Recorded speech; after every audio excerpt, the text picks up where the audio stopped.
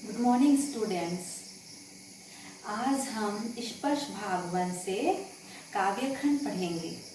इससे पहले भी हमने पिछली कक्षा में काव्यखंड में रैदास के पद के बारे में पढ़े, रैदास लिखित पद।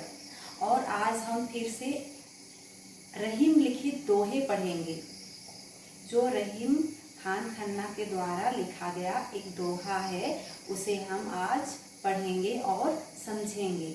आज हम रहीम के दोहे पढ़कर जानेंगे कि रहीम जी हमें प्रस्तुत दोहे के माध्यम से क्या शिक्षा देना चाहा है। तो हम पढ़ के समझेंगे कि हमें क्या शिक्षा देना चाहे हैं। दोहा की शुरुआत करने से पहले हम रहीम जी के बारे में जान लेंगे। रहीम का जन्म लाहौर, जिसे अब हम पाकिस्तान के नाम से जाने जाते हैं, में सन 1556 में हुआ। इनका पूरा नाम अब्दुल रहीम खान खन्ना था। रहीम अरबी, फारसी, संस्कृत और हिंदी के अच्छे जानकार थे। इनकी नीतिपरक उक्तियों पर संस्कृत कवियों की स्पर्श छाप परिलक्षित होती है। रहीम मध्ययुगीन दरबारी संस्कृति के प्रतिनिधि कवि माने जाते हैं। अकबर के दरबार में हिंदी कवियों में इनका महत्वपूर्ण स्थान था। रहीम अकबर के 9 रत्नों में से एक थे। रहीम के काव्य का मुख्य विषय श्रृंगार, नीति और भक्ति है। रहीम बहुत लोकप्रिय कवि थे। इनके दोहे सर्वसाधारण को आसानी से याद हो जाते हैं। इनके नीतिपरक दोहे ज़्यादा प्रचलित है। इनमें दैनिक जीवन के दृष्टांत देखकर कवि ने उन्हें सहज, सरल और बोधगम्य बना दिया है। रहीम को अवधी और ब्रज दोनों भाषाओं पर समान अधिकार था। इन्होंने अपने काव्य में प्रभावपूर्ण भाषा का प्रयोग किया है। रहीम की प्रमुख कृतियाँ हैं रहीम सतसई, श्रृंगार सतसई, मदनाष्टक, रास पंचध्यायी, रहीम रत्नावली, 12वें, भाषिक, वेद वर्णन। ये सभी कृतियाँ रहीम ग्रंथावली में समाहित है। प्रस्तुत पाठ में रहीम के नीतिपरक दोहे दिए गए हैं। ये दोहे जहाँ एक और पाठक को औरों के साथ कैसा बर्ताव करना चाहिए इसकी शिक्षा देते हैं, वही मानव मात्र को करणीय और अकरणीय आचरण की भी नसीहत देते हैं। इन्हें एक बार पढ़ लेने के बाद भूल पाना संभव नहीं है और उन स्थितियों का सामना होते इनका याद आना लाजमी है जिनका इनमें चित्रण है। अब हम रहीम लिखित दोहे की शुरुआत करते हैं। रहीमन धागा प्रेम का, मत तोड़ो चटकाए, टूटे से फिर ना मिले, मिले गांठ परी जाए। रहीमन धागा प्रेम का, मत तोड़ो चटकाए, टूटे से फिर ना मिले, मिले गांठ परी जाए। प्रस्तुत पंक्ति के माध्यम से कवि रहीम जी हमें यही बताना चाहते हैं कि प्रेम रूपी धागा अगर एक बार टूट जाता है तो दोबारा नहीं जुड़ता। जबरदस्ती धागे को जोड़ भी दिया जाए तो पहले की तरह सामान्य नहीं रह जाता, उसमें गांठ पड़ जाता है। हम देखते हैं कि कोई भी धागा या कोई भी रस्सी, कुछ भी हो, जो एक बार टूट जाता है फिर वो जुड़ता है, पर पहले की तरह नहीं होता है, उसमें गांठ पड़ जाता है। तो प्रस्तुत पंक्ति के माध्यम से कवि रहीम जी हमें यही बताना चाहते हैं कि कोई भी वस्तु, कोई भी चीज़ पहले जिस तरह हो उस तरह का वो बाद में नहीं बन पाता। अगर उसमें कुछ दिक्कत हो जाए, कुछ भी मुसीबत आ जाए। दूसरा पंक्ति में हम देखेंगे, रहीमन निज मन की विथा मन ही राखो गोय, सुनी इठलाई है लोग सब बाटी न लय है कोय। रहीमन निज मन की विथा मन ही राखो गोय, सुनी इठलाई है लोग सब बाटी न लय है कोय।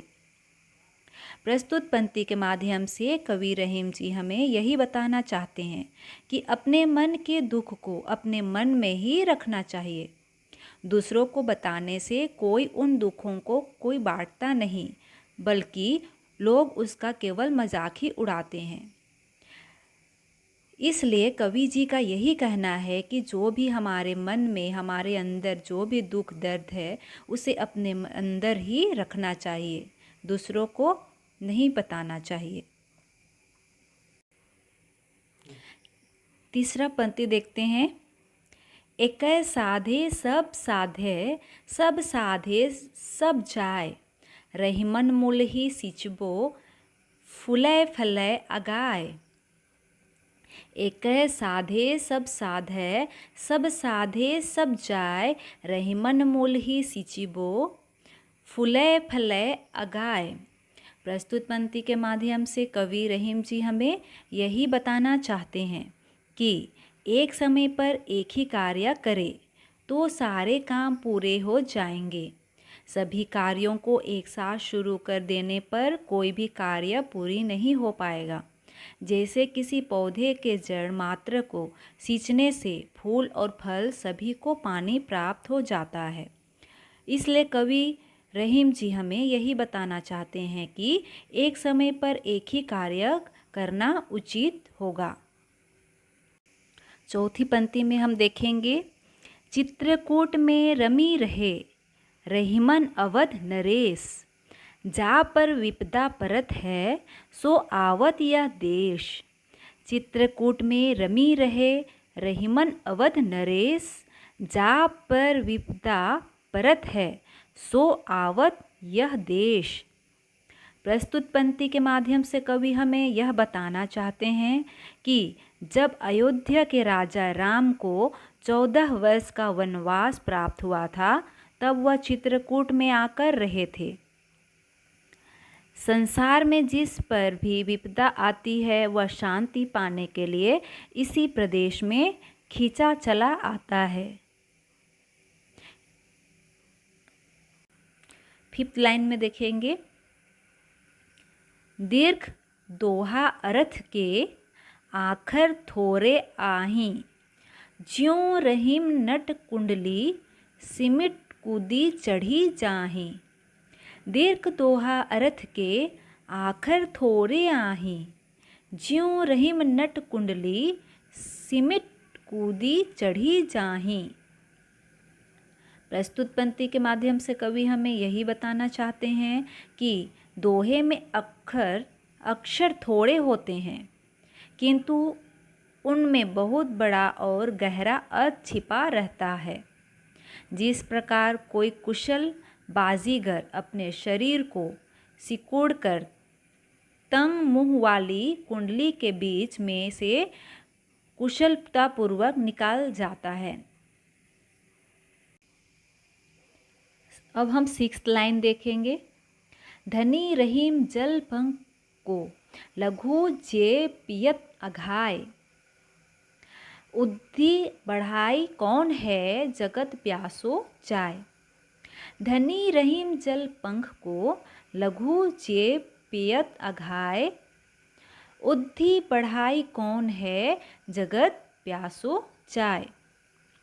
प्रस्तुत पंक्ति के माध्यम से कवि रहीम जी हमें यही बताना चाहते हैं, तालाब और सागर के जल से तुलना करके हमें यही बताना चाहते हैं कि तालाब का जल सागर के जल से महान है, क्योंकि हम जानते हैं कि तालाब का जल का पान सभी जीव जंतु कर सकते हैं, पर सागर का जल का जलपान कोई नहीं कर पाता है, क्योंकि सागर का जल क्या होता है, नमकीन होता है। तालाब का जल जीवों की प्यास बुझाता है, और महान वही है जो किसी के काम आते हैं। इसलिए कवि जी तालाब के जल को ही सागर के जल से महान कहते हैं। 7th लाइन में देखेंगे, नाद रिझी तन देत मृग, नर धन देत समेत, ते रहीम पशु से अधिक, रिझिहूँ कछु ना दे। नाद रिझी तन देत मृग, नर धन हेत समेत, ते रहीम पशु से अधिक, रिझेहूँ कछु न दे। प्रस्तुत पंक्ति में कवि रहीम जी हमें यही बताना चाहते हैं। पशु और इंसान की तुलना करके हमें यही बताना चाहते हैं कि संगीत की तन पर, संगीत के तान पर रिझकर हिरन शिकार हो जाता है। संगीत की धुन सुनकर हिरन क्या होता है, शिकार हो जाता है। मनुष्य भी प्रेम में वशीभूत होकर, ठीक उसी तरह मनुष्य भी प्रेम में वशीभूत होकर अपना तन मन और धन निछावर कर देता है। लेकिन वे लोग पशु से भी बुरे होते हैं, जो किसी से प्रेम या खुशी पाने के बाद भी उसे कुछ भी नहीं देते हैं। बिगड़ी बात बनै नहीं, लाख करो किन कोय, रहीमन फाटे दूध को, माथे ना माखन होय। बिगड़ी बात बनै नहीं, लाख करो किन कोय, रहीमन फाटे दूध को, माथे ना माखन होय।